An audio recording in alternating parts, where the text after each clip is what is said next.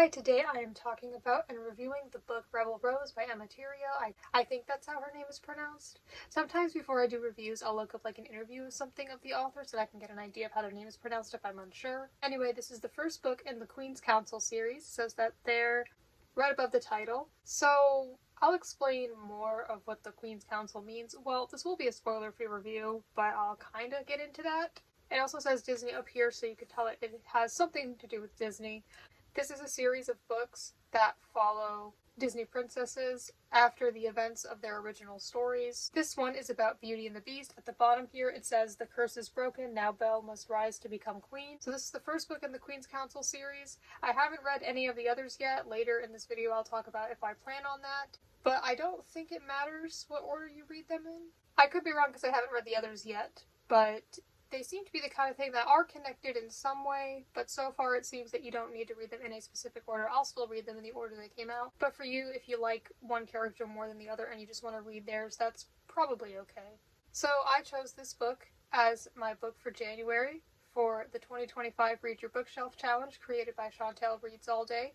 That is a challenge that she created for reading at least one book each month following a specific prompt. Well, actually, I would say the prompts aren't very specific, and that's what makes it so easy to do and follow along with. They'll be very simple. They'll be like one word, like some of them are food or travel, and you can just decide for yourself what that means and pick a book based on that prompt. So I've never done a challenge like that before, but I decided to do it this year. I think I saw it at the end of December, and made my plans for this year. There are maybe 2 months where I haven't quite decided yet what book I'm going to read, but I'll figure it out. But I decided to do it, so for January, the prompt is beauty. And I decided, since I'd already had this book for a little while and it's based on Beauty and the Beast, that would be my pick for January. So I did read all of this in January, which was the goal. This review's not coming out till February, but the goal was simply just to read the books, not read and post a review of them in the same month. So far I'm on track with the goal. So I heard about this book somewhere on a booktube video, and I thought about reading it, but I ultimately was like, no, I don't think I'm going to add it to my TBR. And then I think it was the next day, I saw it at Ollie's Bargain Outlet for like $3 or $4, and I was like, sure, why not? So I got it. And I do like Disney and Disney princesses, so I thought that maybe I would enjoy it. So this book is, I would say, between middle grade and young adult. I think that it's more young adult. There is a little bit of strong language, nothing too crazy. I mean, you could even find it maybe in some middle grade books, but there's that. And the romance aspect of it is nothing too graphic, but I mean, I still would say that's more young adult as well, especially considering that the characters are adults.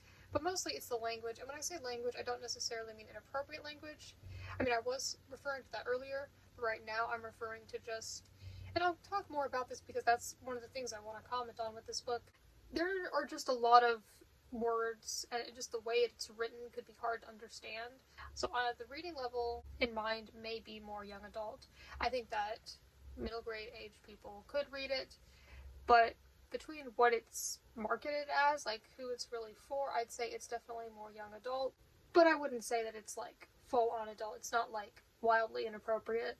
There is some violence as well, and some of that can get a bit intense and graphic. So this book is about Belle after the events of Beauty and the Beast. After she has married the Beast, well, at this point he is a human, and I thought that his real name was Adam, but in this book he is called Leo, L-I-O. There is an explanation for this, something about he didn't want to go by the name he was given or something. So that's a little different, but okay, whatever. This story starts in the year 1789, 10 years after the Beast was originally cursed. And at this point, Belle and Leo have been married for, I think, a few months. Not a super long time. And this takes place around the time of the French Revolution. So I think at least some of this is based in true history. And so I guess this could kind of be considered historical fiction. It does have, like, the characters from Beauty and the Beast in it, and there is some magic involved, so it's not completely accurate to what actually happened, but I assume that some of the events are. I don't think that Belle is based on a real person. I think that that was just, like, the original Beauty and the Beast was just a story. So when it comes to her kingdom and stuff, I'm not quite sure about that, but it does go over the French Revolution. And she has basically been settling into her new life. I mean, she started as a peasant, and she wasn't into all the fancy rich stuff, but now she has married a prince, but she doesn't want to be called a princess just because she feels like that's not really her and she just doesn't want to be seen that way. Her and Leo go and visit his cousin Bastion, who becomes a pretty important character basically throughout the whole book, and they travel throughout France. So they live in France, but they specifically live in this place called Avion, I think that's how it's pronounced. I'm not sure. And so that eventually becomes like its own kingdom, but it's still part of France. So there's a lot of just, considering that Leo is the prince at the beginning, there's a lot of him like just visiting people and talking with them about the country and what he's going to do, because when he was cursed as the beast, he wasn't like giving any orders or being proper royalty or anything. He was just stuck there. But the people don't know that he had been cursed. That was something that he and Belle know, and the people in the castle who were already there. But that's not something that the people knew. So they basically think that their prince just, I believe they said, they used the excuse of an illness. They didn't want them to know the truth about the magic and stuff, of course, so they had basically said that he was ill.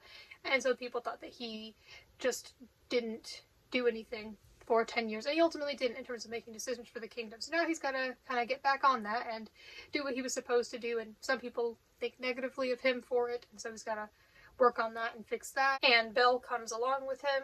But now, of course, as the French Revolution is happening, Leo and the people in the kingdom really need to make important decisions, and that's something that Belle doesn't really want to be in charge of, but she does care about the people of France very much, and so she has ideas.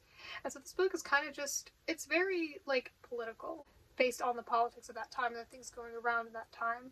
So a lot of it is, and I'll probably talk more about this later, a lot of it is just like Belle and or some other people just talking about different ideas and strategies and things like that. As there is, I wouldn't say that's a subtitle, it's not a subtitle, but the sentence on the bottom of the book, it says that she must rise to become queen. She does not want to become the queen, similarly to how she did not want to take the title of princess. But she's seeing these things, and there are these people involved who she's not sure if she trusts. More on that later, for sure. And she's trying to figure out the right ways to handle everything and help the people of France, while also being herself and not doing what she would consider to be not herself. So there are a lot of ideas that she has, a lot of conversations that she has with people. So yeah, like I said, a lot of it is just very political in the sense that she goes to meetings and talks with different people about her ideas. And the thing about that is, ultimately, that's probably how stuff in the time of the French Revolution actually went when it came to royalty and stuff. That's probably realistic. But for this story, I guess being not exactly a retelling, but rather a continuation of a Disney story, I guess I thought it would be a little more interesting and entertaining. It wasn't boring entirely, but I think that, yeah, like I said, a lot of it was just all that conversation. Some things were like kind of hard to understand or just kind of boring. They were important, so if I read a book knowing it was going to be about that, then yeah, I would expect that. But just a continuation of Beauty and the Beast, I didn't think it would contain so much of that. I eventually got used to it, and I think that the second half is much more interesting and exciting, and a lot more is going on compared to the first half, so I did enjoy it more by then, and by then I had gotten used to the way it was written. Another thing about the way it's written is I have no issue with this taking place in another country, of course, but sometimes there is some French language. Like, it's written in English, but there will be like French terms of like titles of people, or sometimes they'll speak in French phrases, which there's nothing wrong with, but sometimes they don't really specify what those things mean, and so sometimes the language, along with the way it's written and everything, and the other like big words that they use, can just be kind of confusing at times. But that can completely depend on how much you know about those things, like how well you know French or your reading comprehension. But I could see it being confusing for a younger reader for sure. It's a lot more serious and practical than the movie. So there are new and old characters. Like I said, there is Leo's cousin Bastion, who is a very important character. But there are also the characters who were in the castle, like Mrs. Potts, Chip, Cogsworth, Lumiere. There was also another character who was pretty interesting. I'm not sure how her name is pronounced, but it was like Marguerite or something like that. That's probably not how it's pronounced. I'm not sure. But she was a pretty interesting character. She was also new to this. She is someone who Belle meets, and she's different than the rest of the people, because Belle, you know, she's going with Leo to these different meetings and stuff. She's not really into the rich people who are really arrogant and don't really listen to her throughout the book, and they seem selfish and greedy and stuff. But then Marguerite, whatever her name is, she is a bit different. She has that rich lifestyle, but she acts different and gets along well with Belle, and I won't say much beyond that. But yeah, she's a breath of fresh air compared to these other people that Belle is encountering and interacting with. So yeah, a lot of it is Belle trying to give her ideas that are not as selfish, and a lot of times people don't listen to her or don't agree with her, and there are some shady things going on. So yeah, very French and very political. How much you will enjoy those aspects of the book depends on how much you like those things. And of course, how familiar you are with French culture and language. So I did not mind at all. I thought it was interesting to read a book that takes place in a country other than the one I live in. It was just a little confusing, but not to the point where I just completely didn't understand what was going on. I just didn't understand the story. I understood for the most part. I liked Belle in this story. I thought that she was kind, but also could stand up for herself and what she believed was right, even amidst all the people who didn't believe in her or looked down on her, especially given that she was originally a peasant. And some people just kind of view her as she will always be that way, even if she marries royalty. So that's another reason why she's not taken as seriously. She is adjusting to her new life. She's trying to find a balance and also find herself while also maintaining a relationship with Leo. And I enjoyed the relationship between the two. I thought that it was nice and romantic, and I think that it was realistic in the sense that they did have disagreements and arguments, but I don't think that it was toxic. I think that was really interesting because I could understand Belle's actions and perspective if she doesn't want to tell him about the things that are going on, because she doesn't want to stress him out more than he already is, but she also feels like maybe telling him could help, but she also thinks that maybe it wouldn't help. I think it's an interesting thing in books when there are characters or situations where you're not sure who to trust, you're not sure if certain people can be trusted, you may be suspicious of people, but ultimately you may not really have anything against them, but you just don't trust them, and that is definitely how Belle feels in this book. More on that later, but I did think it was interesting to see how people were suspicious and manipulative. I liked Belle in this book. I liked the Margaret girl. Maybe it's like a French version of Margaret. Maybe that's what her name is. I liked Mrs. Potts. I thought it was interesting and nice to see how Belle was unchanged even after marrying into royalty and having such a big life change with pretty much everything. She dressed the same usually, and she just acted the same and didn't let that change her. There is some drama in this book, and I found that interesting. I like that Leo is supportive and defensive of her, while still being proper and respectful in my opinion. So now we'll get into the downsides. So one of the things, and I saw another person mention this in a booktube review as well, is this book definitely has a lot of repetition, and I guess I could agree with the word that somebody else used, which was redundant. There is definitely a lot of repetition in this, mainly about Belle's thoughts, and it's like she doesn't want to be queen, but she wants to help. I get that. I can understand why she wouldn't want to be queen. But then it's also like a lot of just complaining, which I understand, but there's a particular page that I wrote down because I wanted to mention a quote from there. So this is a little out of context, but it's in third person, and this is Belle thinking about something she heard about, something going on, I think. She didn't understand why the responsibility to ensure it didn't ruin Avion fell on her shoulders. Because you're married to the person who's in charge of this area of the country? Like, I thought this whole time you were trying to come up with your ideas, but you're not sure why. Maybe I misunderstood that, but that felt kind of weird, because it's like, yeah, you kind of are responsible for this. But yeah, like, I thought you wanted to be responsible. And there was just so much of, like, especially with a particular character, I won't say who, but it's like, Belle wasn't sure if she trusted them, but she ultimately had no reason to trust them, but she just couldn't trust them, and she couldn't figure out why. Like, that is repeated a bunch. Every time she made a decision or interacted with this character, at least it felt like every time, at least a lot of the time. And now I get that if you're anxious about something, yeah, you're probably going to get repetitive thoughts about it. But I did not need to hear every thought that she had. And there'd be times in the book where it would be like weeks past spy. Okay, see how you didn't tell me everything Belle was thinking during that time? It's just, like I said, felt like every time with this particular character, anytime a decision was made, she went over this, and I felt like we didn't need to be reminded that many times. Yeah. So yeah, a lot of repetition on her fears, worries, concerns, and I would even say complaints. Now, while people have fears, worries, concerns, complaints, and while I think that's valid, it's just like I said, not all of it needed to be written, and at least not so much. Because, like, we as the reader already know she does not trust this person. We're well aware of that.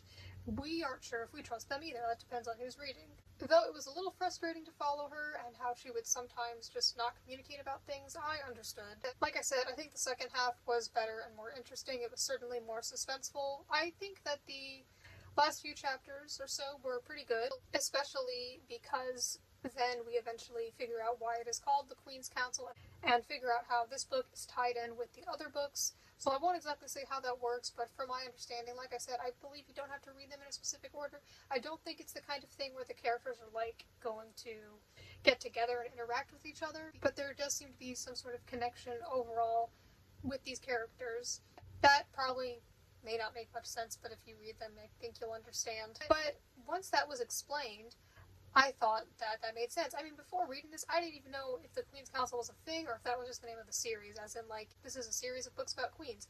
Like, I didn't even know if it had anything to do with it. I didn't know if it would be explained in the book, but it definitely was, and I thought that was really interesting, and once I read that, I decided I definitely want to read the other books in the series. So that, I think, was well done, and I think that it would be interesting to see how it's done with the other books, but I do fear that the other books may follow the same formula. Of course, the settings and things will be different, and it seems that each book has a different author that could offer unique, different writing styles, but if it's the same story of, like, somebody doesn't want to do something and then they end up doing it in the context of this book, like the way that story worked, then it could be more predictable, because reading this one, I wasn't quite sure what was going to happen, but reading the others, they may be more predictable, but they are ultimately Disney stories, so they could be predictable and I could still enjoy them, but I'm not assuming how those others are going to end.